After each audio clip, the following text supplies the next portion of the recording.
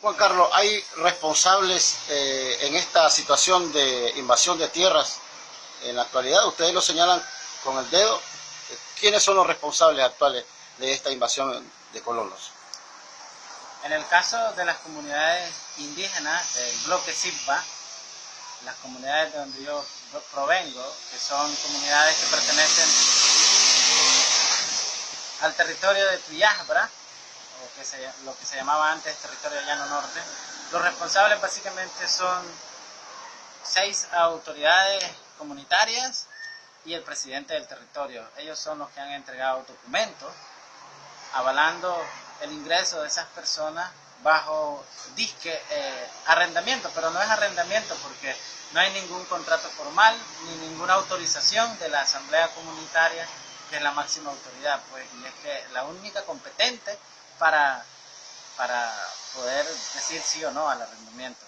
Esas personas son responsables directos, pero también de alguna manera responsabilizamos al Estado nicaragüense, porque nosotros en reiteradas ocasiones hemos hecho asambleas comunitarias invitando a las instituciones de gobierno para que vayan a ver el problema. Los hemos invitado en reiteradas ocasiones a hacer actividades de vigilancia en el bosque para que vayan pues a ver la destrucción, la usurpación de nuestras tierras, el abuso pues con el que han entrado a las áreas que nos pertenecen, a las áreas que son nuestras y que hemos conservado por tantos años, a nuestras áreas de cultivo, a los bosques, a las áreas donde cazamos, a las áreas donde pescamos, a las áreas donde sacamos madera para nuestras casas, madera para nuestros cayucos, donde conseguimos miel, donde conseguimos alimentos silvestres, recolectando frutas, donde también obtenemos miel y un sinnúmero más de productos que son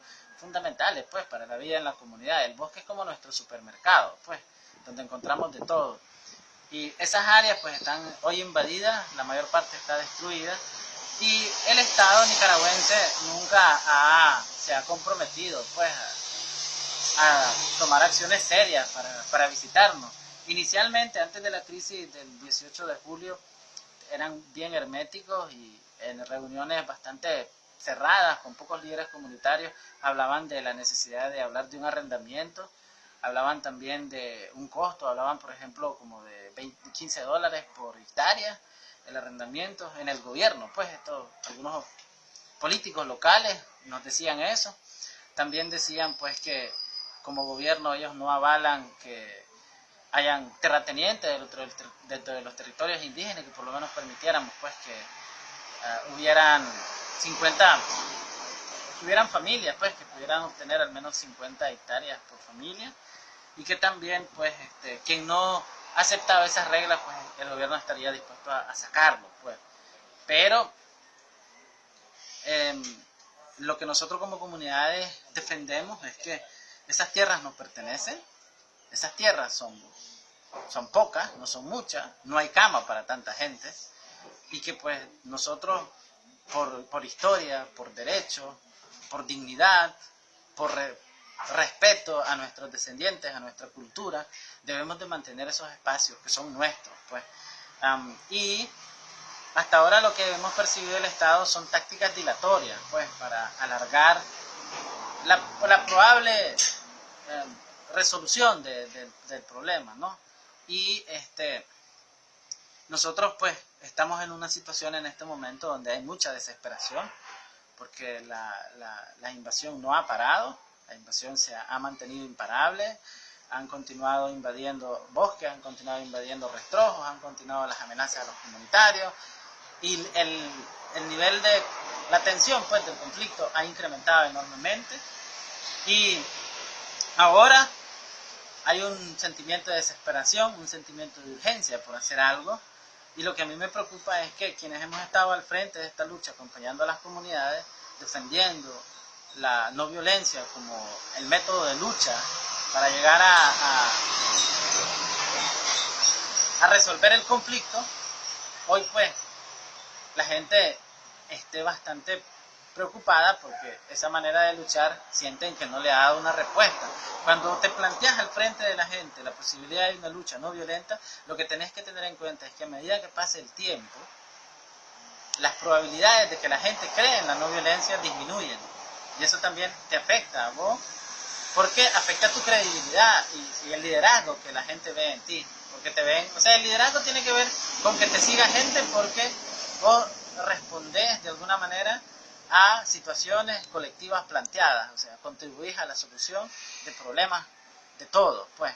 Y en la medida que se ve que no hay soluciones a esos problemas, tu liderazgo se ve también afectado. Y a eso nos enfrentamos los que estamos al frente de esta lucha. También es importante mencionar que ahora, meses después del estallido, pues, de la crisis nacional que tiene que ver con el que inició el 18 de abril, lo que hemos visto es que ahora no hablan abiertamente de arrendamiento los políticos acá. No hablan abiertamente de que se queden todos. Tampoco... antes, lo que pasaba también antes de esto era que decían, a ver, muéstrame el papel o el aval que tienen los colonos. Y decían, pero este fulano eligió tu comunidad, es autoridad, ustedes le eligieron. Ustedes como comunidades acepten eso, pues. Pero nosotros lo que les decíamos es que no pueden ellos condenar a toda la comunidad por los actos de corrupción de unos cuantos. O sea, lo que tiene sentido y lo que es sensato y lo que contribuye a la paz y al respeto de nuestros derechos es el encarcelamiento de esas personas que han violado nuestros derechos y no querer utilizar el argumento de que nuestras autoridades lo hicieron para legitimar la presencia de los colonos, pues, en nuestras tierras.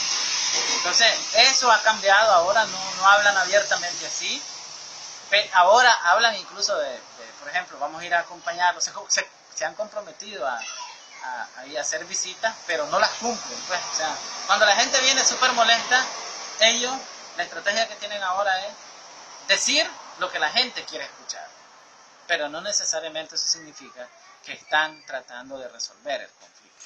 ¿Ustedes cómo explican de que hayan colonos que están armados y que sus propios originarios de estos pueblos sean líderes y representantes del gobierno y que no les ayudan? ¿Cómo explican esas dos cosas? Mira, es un asunto bien delicado y es muy complejo para explicar.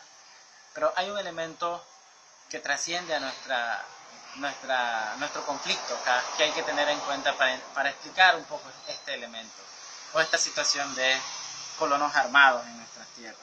Y básicamente el elemento es que en este país, desde antes de la revolución, diría yo, incluso en la época de Somoza, habían muchas áreas rurales donde el Estado no estaba ausente. Entonces, en esos lugares era la violencia la que imponía las reglas, pues, y quien tenía el monopolio de la violencia también tenía como, decidía lo que ahí pasaba a nivel político, a nivel económico, pues. Entonces, ese instrumento o esa realidad cultural o esa realidad histórica todavía persiste en nuestro país en el campo. Entonces, estos colonos vienen muchos de esa cultura, donde las cosas lo resuelven imponiéndose con la violencia, en primer lugar. En segundo lugar, un segundo elemento muy importante a tener en cuenta es que en nuestra historia reciente no tenemos precedentes de resolución de conflictos a través de medios no violentos. Siempre hemos recurrido a la violencia, a la guerra, a la huelga, a los tranques, a ese tipo de cosas para llegar a acuerdos políticos. Entonces, acá, de alguna manera también seguimos viendo, y cuando digo seguimos viendo me refiero al colectivo de la comunidad y al colectivo de los colonos, como que la violencia es ese instrumento, pues, para resolver el conflicto. Por eso es que es tan complicado, pues, hablar de un método no violento o de formas pacíficas. Ahora, ya en el contexto actual, con estos grupos armados que tenemos en el bosque, hay varias cosas, ¿no?, a tener en cuenta. Pero en primer lugar, lo más importante es que tienen todas las características de grupos paramilitares. ¿Por qué? Porque tienen una estructura, cierto entrenamiento, cierta cultura que es propia de un cuerpo militar. O sea, andan armas de guerra. Claramente, ellos cuando aparecen en grupo, aparecen en una estructura de manera tal que están cuidándose, están de alguna manera a la defensiva por si hay alguna reacción para atacarte. siempre hay gente escondida que te tiene rodeado, ni cuenta te has dado. Y también entendemos pues que hay también viejos guerrilleros metidos, organizándolos, entrenándolos. En algunos casos andan uniformados también. Y es un secreto a voces, pues, que la gente mantiene en las ciudades y en las comunidades por acá, de que el Estado...